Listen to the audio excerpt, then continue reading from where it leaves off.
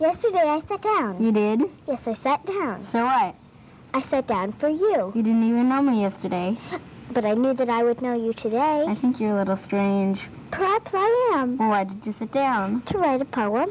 Couldn't you do it standing up? I suppose, but I didn't. Okay, did you bring it along? Oh, indeed I did. Where is it? Right here. Where? You and I are in the middle of it. What are you talking about? The poem we're in the middle of. I don't see a poem. You're looking at it. I am? Both of us are looking at it. Yes, you are strange. And you're listening to it. I don't hear a poem. All of us are listening. All of us are hearing it. You are totally strange. Well, don't you hear something? Just the two of us talking. Well, this is the poem. This is a poem. This is the poem, yes. You are stranger than strange. That may be, but I'm no longer a stranger. And what does that mean? It means that I'm your friend. Then I am yours. New experiences in life create curiosity in a child, unanswered questions, the need to express beauty. These foster interest in poetry, pictures, and books. Colorful words with unique sounds are discovered when the child talks about happiness, wonder, self-discovery, and companionship. Books and a warm personal relationship with parents can help young minds stretch into the unknown and the new.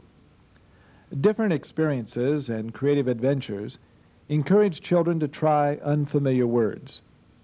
During all of this, the individuality and feelings of the child should be kept in mind.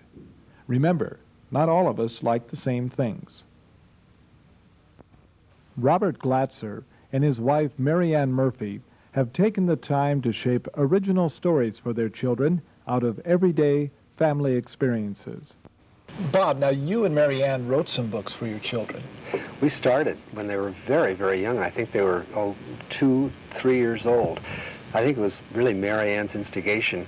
We always, see, every night we always read to our children from the time they were long before they could respond to words and such.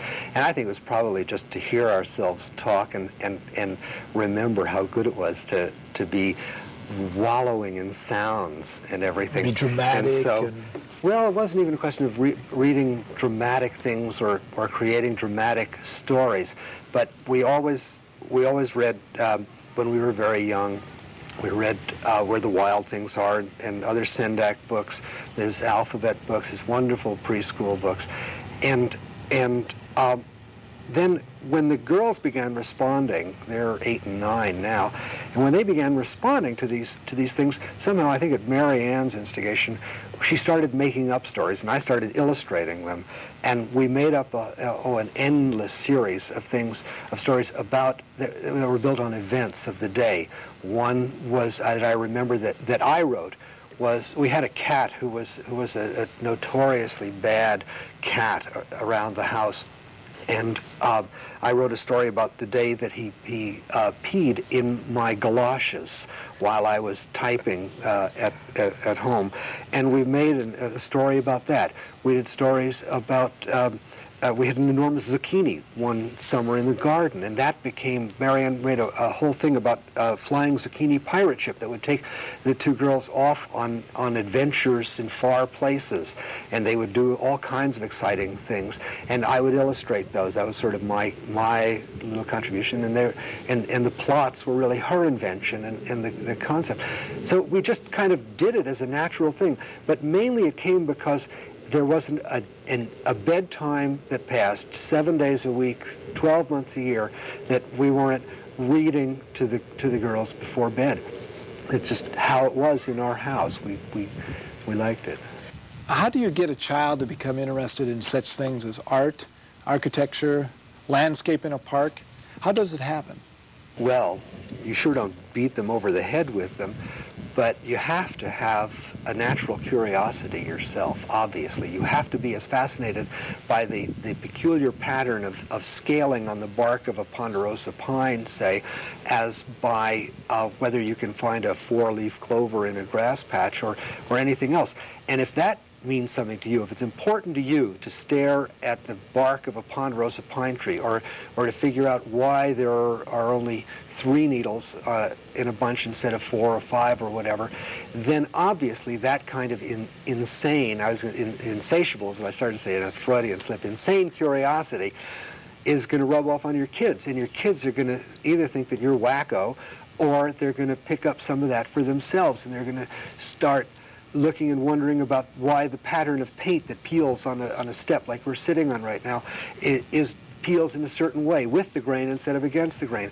Well, once you start that, then you begin creating art yourself, and you begin seeing art in the largest or the best sense, I guess, in any aspect of the world around you. And this comes naturally. Well, I don't know if it comes naturally. I think Mary Ann and I are fortunate. We were each extremely pathologically curious, you might say. I don't know if that's the word, but we can't let things go by us without stopping to wonder about them.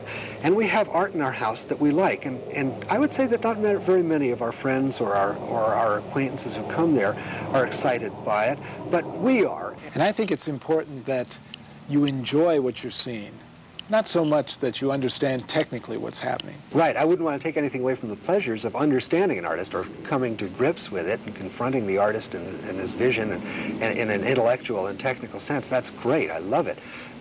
But if it doesn't appeal to you viscerally, then what's the point of having it in your house or your life? I think that's true in all media. How do you make time for all of this? Well, we've always said that bedtime was our family time. The kids' bedtime was our family time. Now that we have 3, it doesn't work out so well. We were kidding ourselves, and it's hard. But we find that Nikki, our 2-year-old, who is just as excited as the girls ever were about books and stories and sounds and words and pictures, we'll start reading to him at 7 in the morning when he gets up, and even if we miss out at night. Well, it's not true. Mary Ann reads him Goodnight Moon every night. And he needs that in his life. You know he needs it like he needs his blanket, his little blanket that he carries all the time. He needs to know that he's going to get Goodnight Moon read to him at night.